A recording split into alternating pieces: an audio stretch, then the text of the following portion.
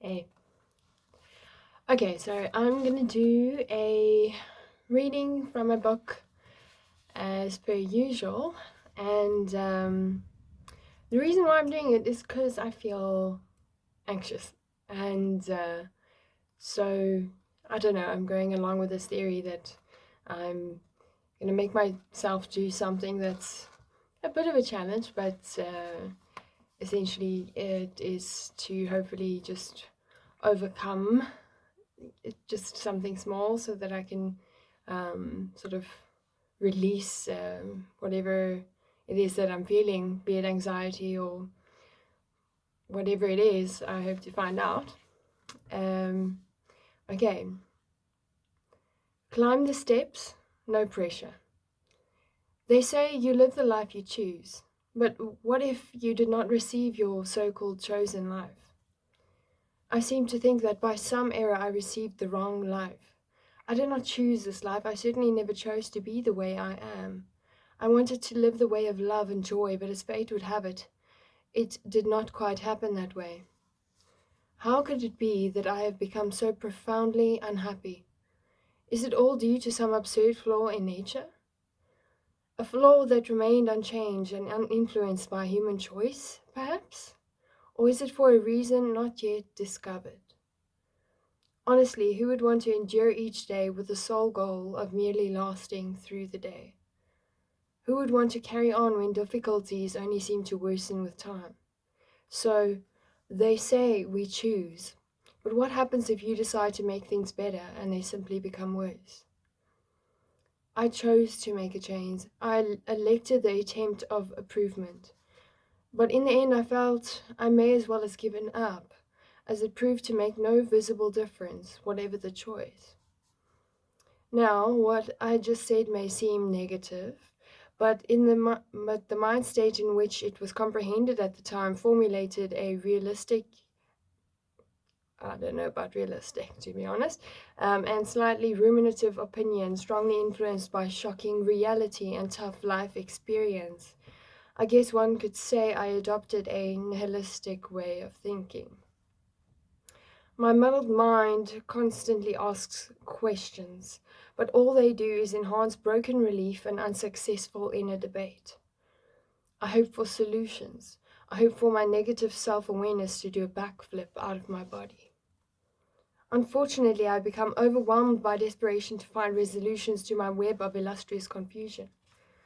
My messy consciousness has converted into a team of arsenic criminals who possess no will to provide reprieve. The firemen in my head have failed to make an appearance. I tend to think that I will never be. Oh, I don't want to read this part. Okay, but I wrote this when I was this is like 10 years ago that I wrote this. I was going through. Sounds like I'm making excuses. Let me just do this. Um, I tend to think that I will never be a savior. I cannot even save myself. I survive, but I don't live. I breathe, but I breathe in smoke. My grasp is lost in a jungle, and I have no compass. I'll die in the midst of absent faith and discontent. That's pretty hectic, okay? Factoring in the challenges above, I approach the unsolved with a response instead of a solution. The response is that sometimes there are no answers. Sometimes you merely have to do, even when you cease to see cause or reason, even when it involves merely carrying on without clear direction. Let me be completely honest with you. I struggle to understand why this is. It makes absolutely no sense for someone to go through life without reason, but I do it. I carry on no matter how much I don't want to be here. Why? I haven't quite figured that out yet. Perhaps I will never know. Perhaps no one will ever know. But perhaps why is not the point. That's good. One needs to climb up to the pinnacle of acceptance without expectation of miraculous solutions. Release the pressure. Just do. Just climb. No whys allowed. Embrace the experience instead of ignorantly foreseeing an unguaranteed arrival. In this world we live in, there isn't always an answer, and we need to learn to accept that. If we cannot, then we proceed to open up opportunities for disappointment and unfulfilled expectations to find us yet again. That is not typically what we want, is it? I suspect the average answer would be no. So we can choose, but only whilst keeping in mind that we will never be guaranteed of the product of that choice. We can, however, attempt to change or control our current actions, but we can never presently control the outcome. In this day and age, outcome and ultimate choice is out of our hands. With all that said, I cannot help asking again. I cannot help trying to find out more. So I ask, what am I supposed to do now? With me having no meaning, so-called.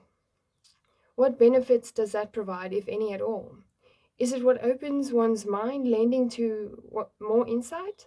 Maybe it creates a unique vicissitude in one's perception.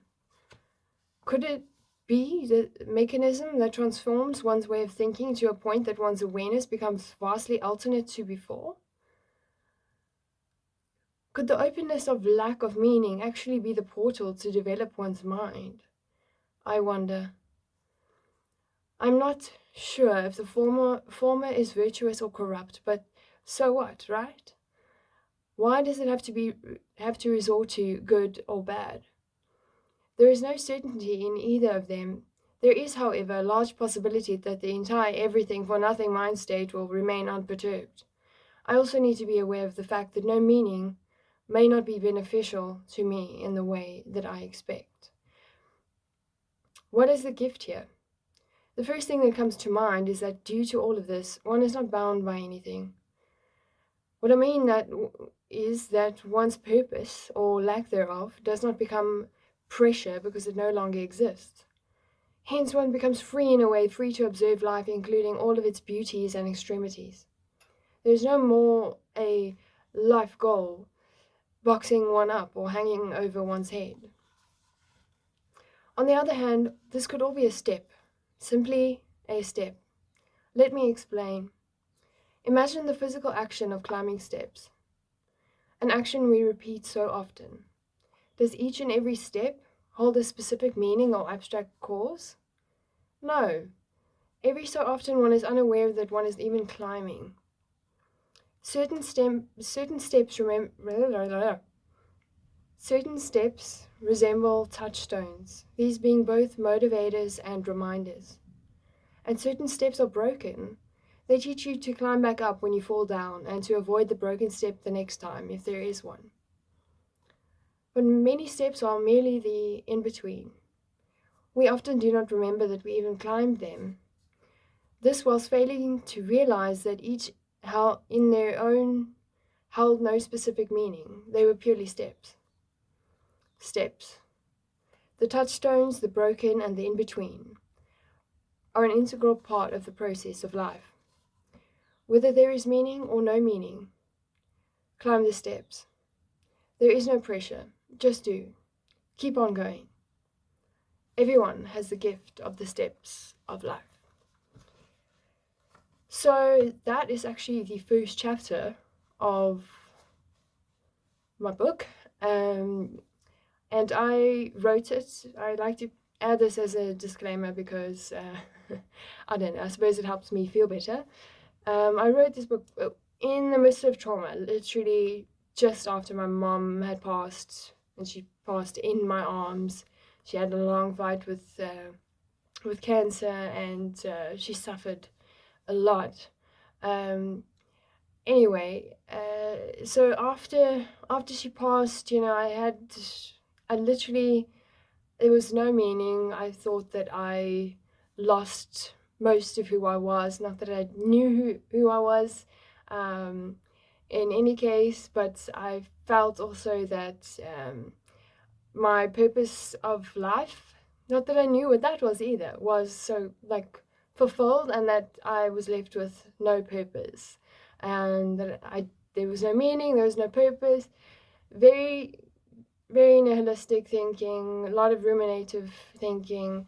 Anyway, so I chose to write a book, and so and now I'm sort of journeying through it yet again, and it's been kind of interesting because on the one hand, I can identify sort of with what this person, me, the younger me, is trying to say. Um, and I may agree with it or not. I may be able to expand on it, and I may be able to say, "Oh, that's kind of bullshit," or "Oh, okay, that's really naive." And I think for that reason, sometimes I can feel sort of a little bit embarrassed or shy, especially with these videos, because um, yeah, I feel I don't need to explain that. I suppose more vulnerable, I think, and yeah, but I think it's a good practice to sort of put yourself out there and push past that vulnerability. Um, Not to a crazy extent, though, just safely. And also, I want to finish this challenge or task that I gave myself so that I can actually start speaking about other things and or these things that I spoke about in the book, but from a more sort of now perspective, or where I'm at sort of 10 years later. Or yeah, and I kind of also yeah, so that's the one hand, and then the other hand is that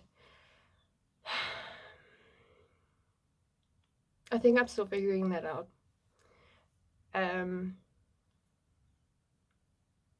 But anyway, past that, I really want to sort of put this book to rest. If that doesn't make sense to you, that I understand. And I can't quite explain it yet, but I think it's a different form of closure, and I think it's a good thing. It's sort of part of healing and sort of wrapping up my mind, and there's a lot of things that have been beneficial in doing these like very amateur videos and things like that. But yeah, I mean, I hope to just learn from this and move on and finally put this book to bed and to rest, knowing that I've sort of extracted and used it in all the ways that I could, trying to get the goodness from it, trying to utilize it in a way that I hope is helpful.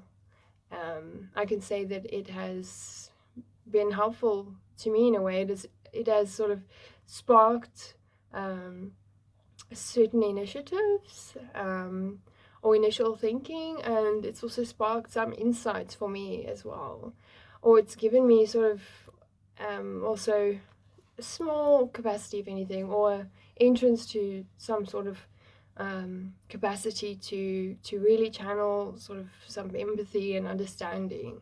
And of course, it's to this person in the book, but who wrote the book, but it's also to me. And in that way, I've really been meditating on being kind and being kind to oneself, and in that also realizing that if you can be kind to yourself, you can also extend that and be kind to others, and how that's very, very important. And sometimes you can think of yourself, you can have this separation, and there's you and there's this part of you, and you can you treat that